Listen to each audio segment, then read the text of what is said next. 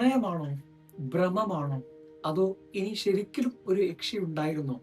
ഈ ഒരു ചോദ്യമാണ് യക്ഷി എന്ന് പറയുന്ന ഈ ഒരു നോവലിന്റെ അവസാന പേജ് വരെ നമ്മളെ പിന്തുടരുന്നത്. മലയാറ്റൂർ രാമകൃഷ്ണൻ എഴുതിയ യക്ഷി ഒരു ഹൊറർ നോവൽ മാത്രമല്ല, മനുഷ്യ മനസ്സിന്റെ ഭയവും സംശയങ്ങളും കുറ്റബോധവും എങ്ങനെ യാഥാർത്ഥ്യത്തെ തന്നെ മാറ്റിമറിക്കുന്നു എന്ന് കാണിച്ചു തരുന്ന ഒരു സൈക്കോളജിക്കൽ ത്രില്ലറാണ്. ഇതിലെ നായകനായിട്ടുള്ള ശ്രീനിവാസന് ഒരു അപകടത്തിൽ അയാളുടെ ജീവിതം തന്നെ മാറി മറിയാണ്.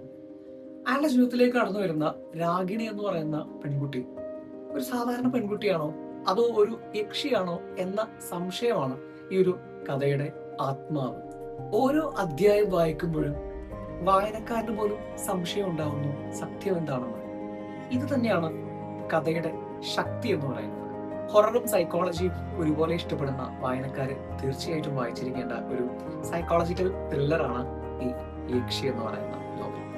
യക്ഷി ശരിക്കും ഉണ്ടായിരുന്നോ അതോ എല്ലാം ശ്രീനിവാസന്റെ മനസ്സിന്റെ സൃഷ്ടിയായിരുന്നു?